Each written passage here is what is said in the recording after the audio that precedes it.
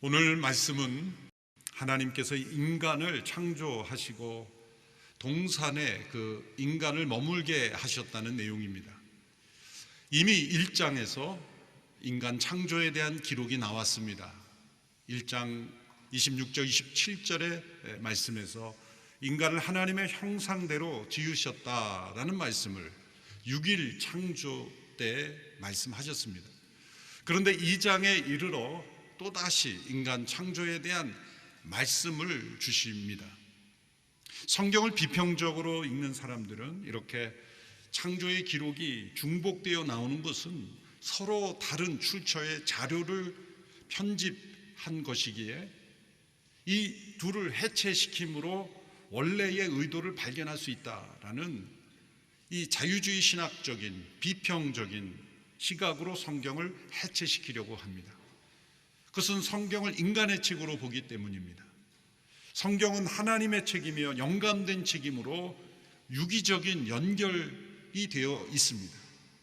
1장에 인간이 하나님의 형상대로 창조된 것에 더하여 2장에서 다시 한번 반복하고 있는 것은 중요성을 강조하고 있는 것입니다. 1장에서 6일 창조 때 인간의 창조를 언급하신 것은 인간도 6일 창조에 속한 피조물 중에 하나임을 강조하는 것입니다. 2장에서 인간 창조를 다시 언급한 것은 피조물이긴 하지만 다른 어떤 피조물과 구별된 하나님과 특별한 관계를 맺고 있는 피조물이라는 것을 강조하고 있는 것입니다.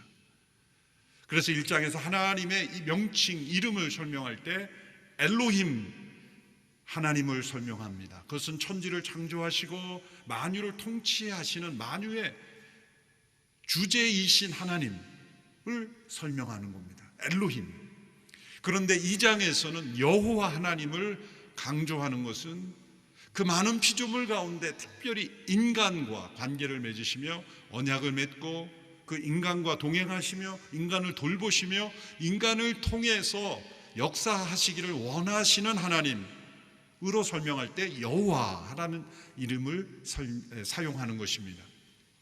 그러면 1장에서 천지를 창조하신 하나님께서 2장에서는 이 지구상의 한 지역으로 정해진 에덴 동산 안으로 들어오셔서 그 인간과 교제하시고 말씀하시며 동행하시는, 임재하시는 하나님에 대하여 설명하고 있는 것입니다. 이처럼 인간은 다른 어떤 피조물과 달리 독특한 하나님과의 관계 속에서 지음받은 피조물이지만 다른 피조물과 다른 하나님의 형상으로 지음받은 독특한 존재임을, 고귀한 존재임을, 그리고 특별한 존재임을 2장에서 설명하고 있습니다. 그래서 2장 7절에 보면 하나님의 형상대로 지음받던 설명에 더하여 이제 이렇게 말씀하고 있죠. 7절의 말씀을 함께 읽어보겠습니다. 시작. 여호와 하나님께서 땅에서 취하신 흙으로 사람을 빚으시고 그 코에 생기를 불어넣으시사 사람이 생명체가 됐습니다. 다른 모든 생명체들은 말씀하심으로 존재하게 하셨지만 인간은 흙으로 그 몸을 지으시고 하나님의 호흡, 생기를 불어넣어 주심으로 살아있는 생명체가 되게 하셨다는 상세한 설명을 하고 계십니다. 세상에서 가장 흔한 흙으로 그 몸을 만드셨지만 하나님의 호흡, 생기를 불어넣으심으로 가장 고귀한 존재가 되게 하신 것입니다. 이 말씀은 인간은 오랜 시간의 진화와 변이의 과정을 거쳐 동물에게서 나온 존재가 아니라는 것입니다. 하나님의 특별한 친히 위대한 토기장이신 하나님이 그 몸을 흙으로 지으시고 생기와 호흡을 불어넣으심으로 생명체가 되게 하신 하나님의 형상을 따라 지음받은 독특한 존재라는 것을 말씀하고 있습니다. 하나님의 창조를 부정하는 진화론자들은 동물과 인간의 유사성과 또 유전인자의 공통점을 근거로 하여 열등한 동물에서 더 고등한 동물로 이렇게 진화됨으로 결국 동물로부터 사람이 나왔다고 주장합니다만, 그 동물과 인간의 유사성은 진화를 설명하는 것이 아니라 하나님께서 종류대로 창조하셨지만 인간이 그 모든 동물들까지도 지배하고 통치할 수 있도록 하시기 위한 하나님의 의도였던 것입니다. 그래서 동물들은 인간의 형상과 모양을 따라 창조된 겁니다. 인간은 하나님의 형상과 모양을 따라 창조된 것입니다. 왜 동물을 인간의 형상과 모양을 따라 창조했을까요? 그래야만 인간이 동물들을 통치할 수 있기 때문입니다. 어떻게 그 수많은 동물들을 연약한 인간이 통치할 수 있습니까? 신기하지 않습니까? 단지 지능이 좋기 때문일까요? 아닙니다. 동물들의 생태계를 분석할 수 있는 능력은 그 동물들과 대화할 수 없음에도 불구하고 그 동물들을 다스릴 수 있는 것은 인간을 닮은 존재로 동물을 만드셨기에 인간 안에 있는 심리, 행동 방식, 습관, 그것을 동물에게 적용하여 실험해 보았을 때 그대로 작용된다는 것을 인간들이 깨달았기 때문입니다. 그래서 동물들을 훈련하는 거 보면 먹이를 통해서건 어떤 자극을 통해서건 심리적인 압박을 자극을 통해서든 인간에게 적용될 수 있는 그대로의 적용을 했을 때 그 동물들이 작용되는 것을 보면 하나님께서 인간을 통하여 이 피조 세계를 다스리려고 하신 것, 그 의도가 나타나는 것입니다. 그러나 인간은 동물과 비교할 수 없는 하나님의 생기가 유일하게 담겨 있는, 하나님께서 오직 인간에게만 하나님의 호흡을 넣어주심으로 하나님과 교통할 수 있는 존재로 만드신 것입니다. 그러므로 우리에게 눈이라는 기관이 몸에 달려있는 것은 하나님이 보시는 분이기 때문입니다. 우리와 같은 눈이 하나님께 있다는 뜻이 아닙니다. 하나님은 영이시기에 우리와 같은 눈은 없으십니다만 하나님은 모든 것을 보시는 분이기에 그 하나님 형상의 기능이 일부를 우리에게 넣어주자 눈이라는 기관을 만들어 준 것입니다. 우리에게 있는 귀는 들을 수 있는 능력입니다. 그것은 하나님이 들으시는 하나님이시기에 우리와 같은 귀는 없으시지만 모든 것을 듣고 행하실 수 있는 분이기에 그 기능의 일부를 우리에게 넣어주셨습니다. 우리는 모든 것을 듣고 볼 수 없습니다. 필요한 것만 듣고 보게 하신 것이죠. 그러나 그 기능은 하나님의 형상의 기능의 일부입니다.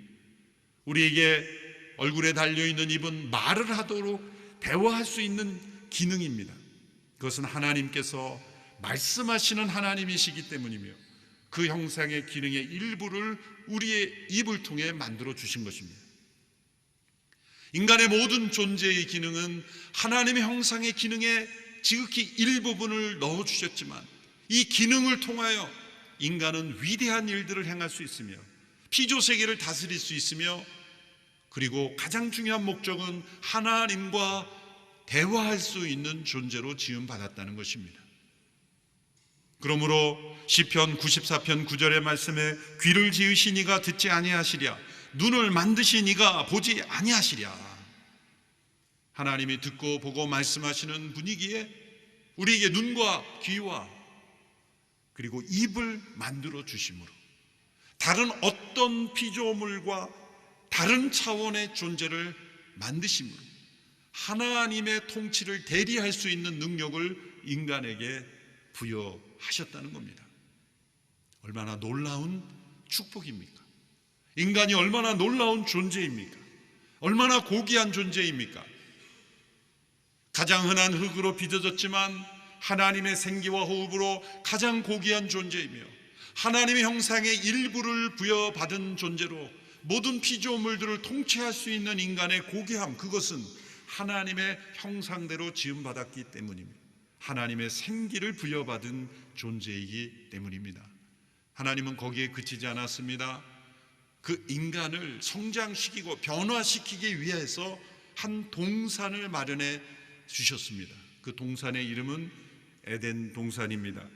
오늘 본문 8절과 15절의 말씀을 함께 연이어 읽어보겠습니다. 시작. 여호와 하나님께서 동쪽의 에덴에 동산을 만드시고 손수 빚으신 그 사람을 거기에 두셨습니다. 여호와 하나님께서 그 사람을 데려다가 에덴 동산에 두셔서 동산을 일구고 지키게 하셨습니다. 이 말씀을 통해 에덴 동산은 이 지구 전체가 아니라는 것을 알 수 있습니다. 동쪽의 에덴이 남쪽, 북쪽, 서쪽이 아니라 동쪽이라는 구체적인 방향과 일정한 지역을 말씀하시는 것이죠. 또 후에 아담과 하와가 타락했을 때 에덴 동산 밖으로 추방되어 정반대 방향으로 추방된 것을 통해 볼 때 지구 전체가 에덴 동산이 아니라는 것입니다. 에덴은 동쪽의 어느 한 구체적인 장소와 지역, 그 영역을 의미하는 것이었습니다. 오늘 본문에 보면 그 장소를 추정해 볼 수 있는 위치 지명이 나오죠. 그 에덴으로부터 4개의 강이 발원하여 흘른다라고 말씀했죠. 4강의 이름이 나옵니다. 비손, 기혼, 그 다음에 티그리스, 유프라데스. 앞에 비손과 기혼은 오늘날에 알려져 있지 않은 지명인데 뒤에 티그리스와 유프라데스는 지금도 이라크를 가로질러 페르시아만으로 흘러내려가는 강들의 이름입니다. 그러므로 그쪽 어딘가에 존재했을 것이라고 우리는 충분히 추정할 수가 있습니다. 그러나 장소 위치는 중요한 것이 아닙니다. 왜 이러한 동산이 필요했는가라는 것입니다. 에덴 동산은 하나님께서 창조하신 인간이 하나님이 의도와 목적대로 만물을 통치하는 대리자로 하나님이 원하시는 그 나라의 백성으로 성장하기 위해서 하나님께서 만드신 동산이었습니다. 그냥 놀고 먹는 동산이 아닙니다. 일을 하는 동산이었습니다. 그러나 그 기쁨이, 그 일이 기쁨이 되고 즐거움이 되는 동산이었습니다. 에덴이라는 이름 자체가 기쁨으로 둘러싸여 있다라는 의미입니다. 타락이 들어오기 전에 일은 기쁨이었습니다. 일할수록 기쁨이 충만한 것입니다.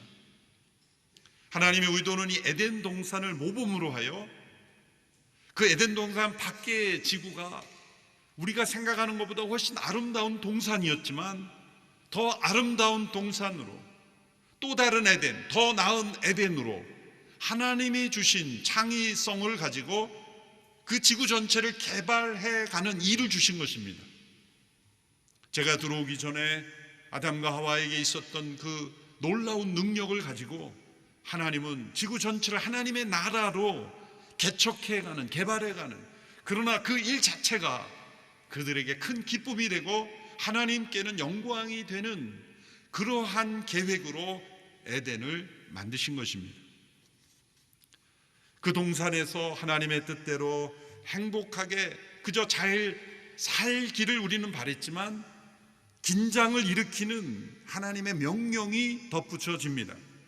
그것이 9절과 16절, 17절의 말씀에 나옵니다. 함께 읽어보겠습니다. 시작. 그리고 여호와 하나님께서는 보기에도 아름답고 먹기에도 좋은 온갖 나무가 땅에서 자라게 하셨습니다. 동산 가운데는 생명나무가 있었고 선악을 알게 하는 나무도 있었습니다. 16절. 여호와 하나님께서 아담에게 명령해 말씀하셨습니다. 너는 이 동산의 각종 나무의 열매를 마음대로 먹을 수 있다. 그러나 선과 악을 알게 하는 나무의 열매는 먹지 마라. 그것을 먹는 날에는 내가 반드시 죽을 것이다. 동산에는 아름답고 먹기 좋은 많은 나무들이 있었습니다. 그런데 오늘 본문은 그 중에 동산 한 가운데 있는 2개의 나무에 초점을 두고 설명하고 있습니다. 다른 나무들은 맛이 없고 그리고 아름답지 못하다는 뜻이 아니죠. 모든 나무들이 다 아름답고 먹기 좋은 열매들이었지만 2개의 나무는 특별한 목적을 가진 나무라는 겁니다. 다른 목적을 가지고 세워진 두 개의 나무가 있었다라는 것을 말씀하는 겁니다. 하나의 나무는 생명나무라 불려졌고 또 하나의 나무는 선악을 알게 하는 나무라 불려졌습니다. 왜 이 두 나무이겠습니까? 앞서 말씀드린 인간의 존재는 어떻게 구성이 되어 있습니까? 흙으로 그 몸을 만드신 육체가 있다면 하나님의 생기와 호흡으로 형성된 인간의 영혼이 있습니다. 이 육체와 영혼이 함께 하나 되어 생명체를 이룹니다.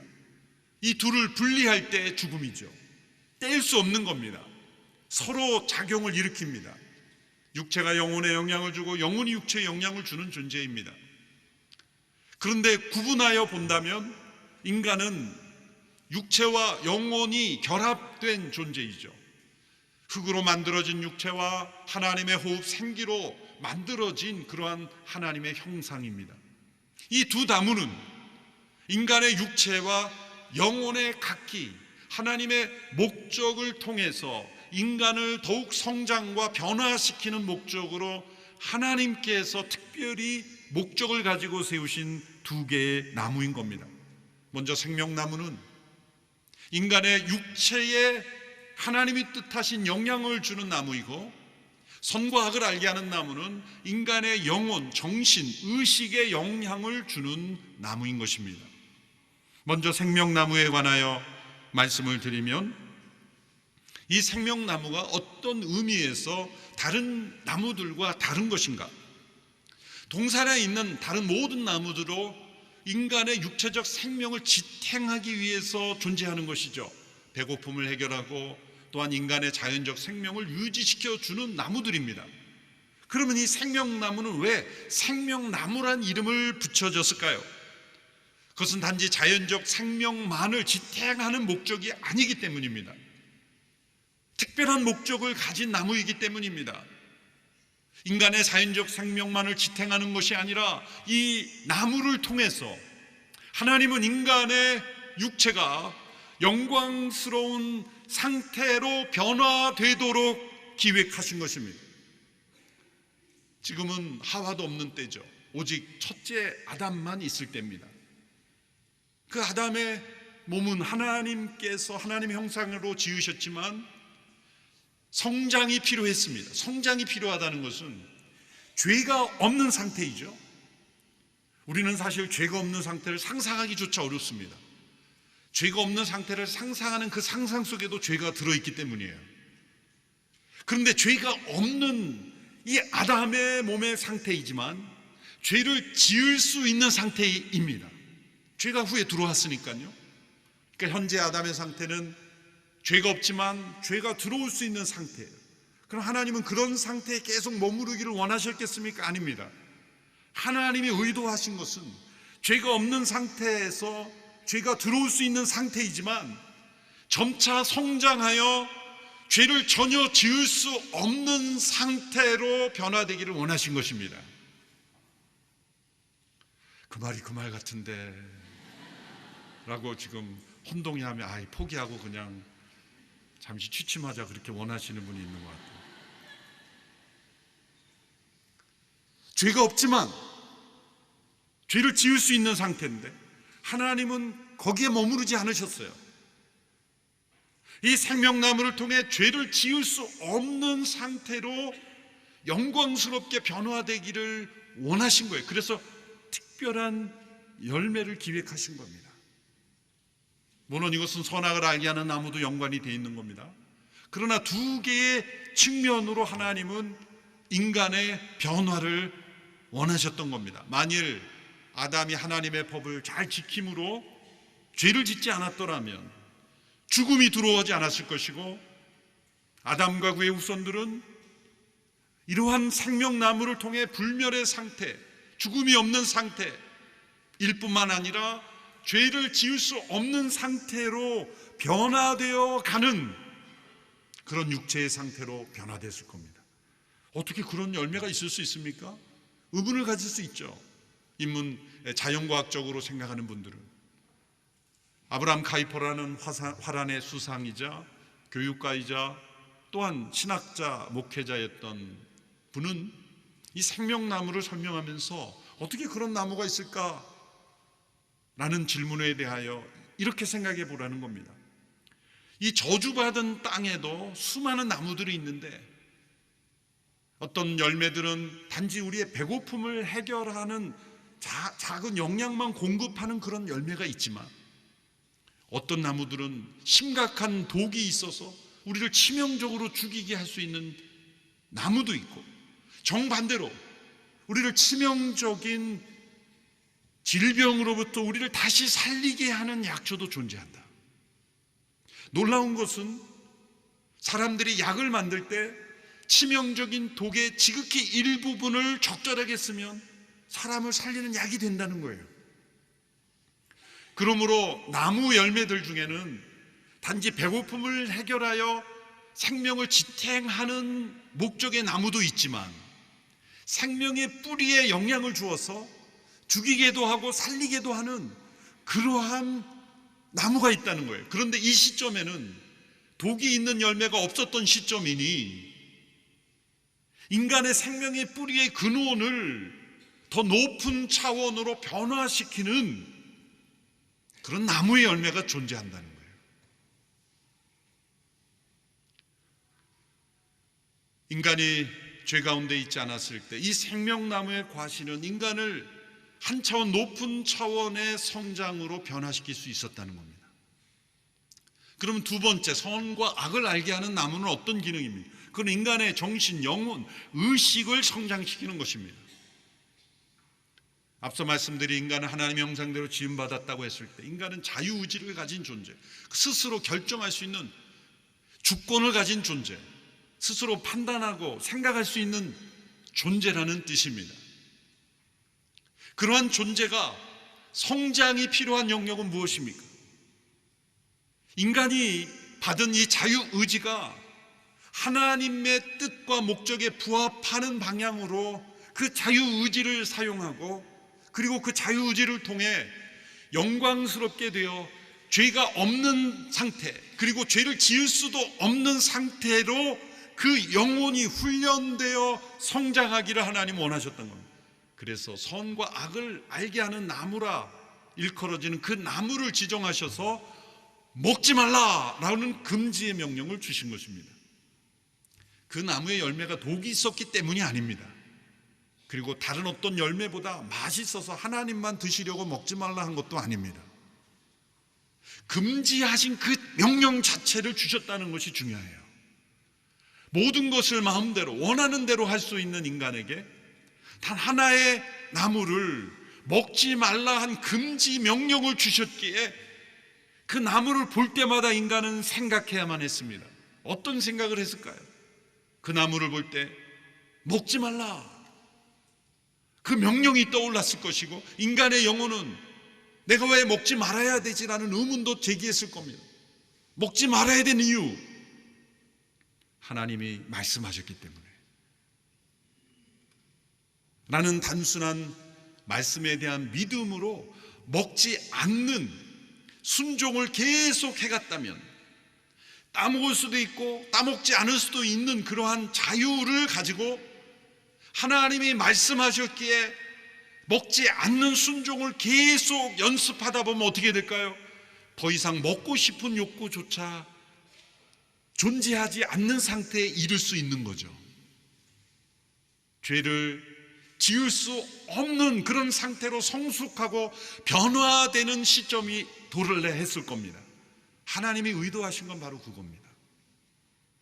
먹지 말란 그 나무를 볼 때마다 하나님의 주권을 생각하게 되고, 하나님의 권위를 생각하게 되고, 하나님의 말씀을 생각하게 되고, 자신이 피조물임을 생각하게 되고, 내가 먹을 수도 있는데 먹지 않는 편을 택함으로써 인간의 자유의지가 점점점 죄와 상관없이 죄가 틈탈 수 없는 그러한 하나님의 말씀을 믿는 믿음으로 사는 인생이 된 거예요. 그러니까 이때는 어떤 시점이니까 인간의 양심조차 없는 단계입니다. 선과 악을 알게 한다 할 때, 그래서 신학자들은 이 나무를 양심의 나무라고 붙이기도 합니다. 혹은 지식의 나무라고 이름을 붙이기도 합니다. 왜 양심의 나무라고 붙일 수 있습니까? 선과 악을 안다는 자체가 양심이라는 표현이에요. 여러분, 양심은 좋은 거죠. 그런데 죄가 들어온 이후에 들어온 게 양심입니다. 죄가 없을 때는 양심이 필요가 없습니다. 양심이란 건 뭔가 자신이 잘못 행했을 때, 내가 이거 잘못 행했네, 내가 옳고 그름에서 잘못된 쪽이네, 아니 좋은 쪽이 이것이네, 선과 악을 비교하여 스스로 판단할 수 있는 능력이 양심입니다. 오늘날에도 나는 하나님을 믿지 않지만 나는 양심적으로 산다고 말하지만 인간의 가장 순수한 양심도 상대적일 뿐입니다. 결국 자기 자신이 기준이 될 뿐입니다. 100% 온전하고 선한 양심은 존재할 수가 없습니다. 타락한 양심에, 지극히 선한 양심에도 이기심이 숨어 있을 수 있기 때문이죠. 그러므로 지금 이 아담의 상태는 양심이 없는 상태예요. 우리 시기에 양심이 없다는 뜻이 아니라 선과 악을 스스로 판단할 필요가 없는 상태입니다. 그러므로 타락 이전의 인간의 상태는 양심을 따라 사는 존재가 아니라 믿음을 따라 사는 존재인 겁니다. 그때의 믿음은 우리를 용서하신 하나님의 은혜를 믿는 믿음의 차원이 아니라 하나님의 형상의 일부 가운데도 믿음이 있는 거예요. 삼위일체 하나님께서 함께 공유하시는 그 믿음. 그래서 하나님은 그 믿음이, 씨앗과 같은 믿음이 이 금지된 나무의 명령을 통해서, 그 명령을 통해서, 이 시험의 나무를 통해서 그 씨앗과 같은 믿음이 점점 자라나기를 원하신 거예요. 그래서 이것은 시험인 것입니다.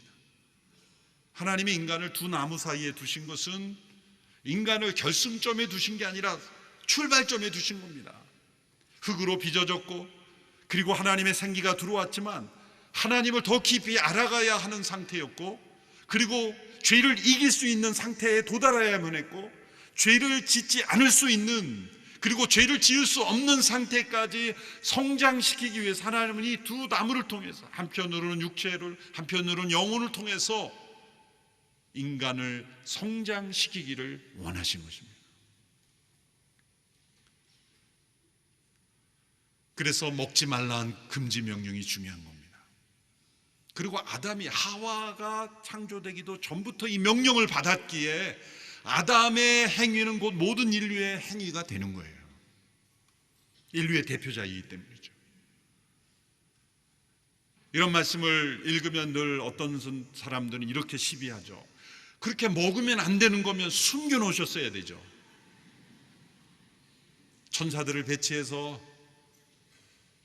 경찰 천사들을 배치해서 접근 못하게, 가까이 가려고 그러면 접근 금지시키고, 고압전류가 흐르는 그런 울타리를 만들어서 먹지 못하게 했으면 타락이 없을 거 아닙니까? 인간이 어떤 존재인지를 깨닫지 못한 질문이에요. 먹지 못하게 해놓고 먹지 말라는 명령이 필요가 없는 거예요. 먹을 수도 있고 먹지 않을 수도 있는 상황 속에서 먹지 말라는 명령을 시험을 통해, 인격적인 그 선택을 통해서 그것을 먹지 않아야 선장이 이루어지는 건 아니겠습니까?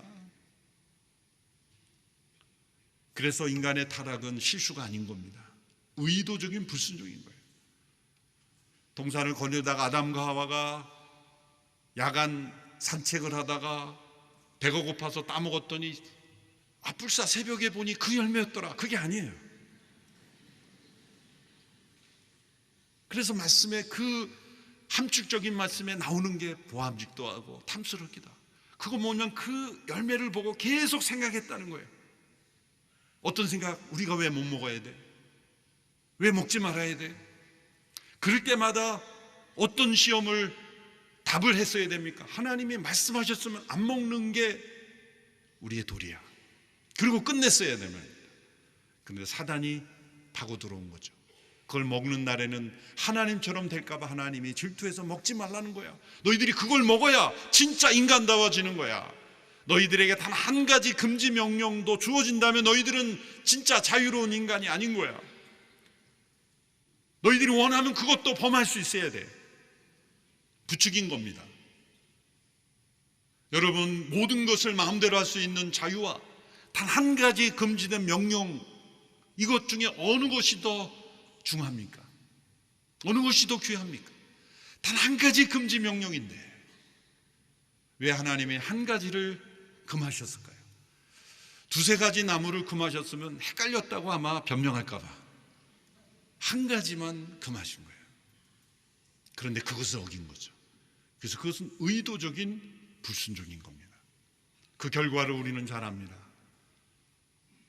하나님과의 관계가 깨어지고, 부부간의 관계가 깨어지고, 자연과의 관계가 깨어지고, 자기 자신과의 관계가 깨어져서 두려움과 의심, 불안, 공포, 변명, 수많은 인간의 죄악이 들어온 것은 인간의 영혼의 성장이 깨어져 버리고, 그 결과 육체의 건강 또한 깨어져 버린 거예요. 두 나무를 통해 하나님께서 계획하신 목적이 깨어진 겁니다. 그런데 성경은 그것이 끝이 아니라는 겁니다. 성경은 그러한 인간의 시험의 실패로 하나님의 창조 계획이 끝난 것이 아니라 하나님은 둘째 아담 예수 그리스도를 통해서 하나님의 창조의 계획이 완성되었다는 것을 선포하시는 겁니다. 첫째 아담은 두 나무 사이에서 실패했지만 둘째 아담으로 오신 예수 그리스도는 두 나무 십자가 사이에 십자가에 못 박혀 죽으심으로 하나님의 뜻을 온전히 순종하셨고, 선악을 알게 하는 나무를 불순종함으로 범했던 인간의 죄를 그리스도의 순종으로 다 씻어주시고, 이제 우리에게 하나님의 창조의 목적이 이루어질 수 있도록 그리스도 안에서 새로운 피조물이 되게 하셨습니다. 그래서 우리를 그리스도 안에서 새로운 피조물이라고 하신 이유가 바로 거기에 있는 겁니다. 두 나무를 통해 하나님이 의도하셨던 계획이 이제 예수 그리스도 안에서 이루어지기 때문입니다. 그래서 요한계시록에 보면 생명나무가 에덴 동산에서는 예외적인 나무였지만 새하늘과 새 땅에서는 일반적인 나무가 되어 나타납니다. 그런데 특징은 그 동산에는 선과 악을 알게 하는 나무가 없습니다. 필요 없기 때문이죠. 창조 직후의 인간에게는 시험이 필요했습니다. 왜? 성장해야만 했기 때문에, 변화되어야만 했기 때문에. 그러나 이제 예수 그리스도 안에 있는 새로운 피조물에게는 다시는 시험이 필요 없는 것은 그리스도께서 그 시험을 이기시고 승리하심으로 우리에게 그 승리를 선물로 주셨기 때문에 하나님의 모든 창조 계획이 그리스도 안에서 이루어진 것입니다. 그것을 우리에게 선물로 주신 것입니다. 죄가 없었을 때 두 나무 사이에서 첫째 아담이 실패하였지만 둘째 아담인 예수 그리스도는 승리했습니다. 그래서 예수님을 믿어야 하는 겁니다. 예수님이 우리를 하나님의 창조 계획으로 완성으로 이끌어 주시는 분이기 때문입니다. 영원한 나라에서 우리는 그 생명나무의 실과를 먹게 될 것입니다. 다시는 시험이 없고 죄가 없고 심판이 없고 눈물이 없는 그 나라에 거하게 될 것입니다. 이것이 복음입니다. 하나님의 계획은 이루어졌습니다. 인간의 타락이 하나님의 창조 계획을 무너뜨릴 수가 없습니다. 그리스도 안에서 새로운 창조물 된 이 축복을 누리고 날마다 그리스도 안에서 이 영원한 나라를 바라보는 우리 모두가 되기를 축원합니다. 기도하겠습니다. 우리를 창조하시고 우리의 타락에도 불구하고 놀라운 구원의 역사를 이루신 하나님을 찬양합니다. 두 나무를 통해 인간을 성장시키고 변화시키기 원하셨던 하나님의 계획을 그리스도 안에서 온전히 이루어 주시니 감사합니다. 예수 그리스도 안에서 새로운 피조물 된 우리들, 하나님의 창조의 계획이 온전히 이루어지는 통로 되게 하여 주시옵소서. 더욱 그리스도 안에 거하며 그리스도 안에 나타난 하나님의 놀라운 계획을 깨닫고 체험하며 누리는 주님의 백성들 다 되게 하여 주옵소서. 예수님의 이름으로 기도하옵나이다. 아멘.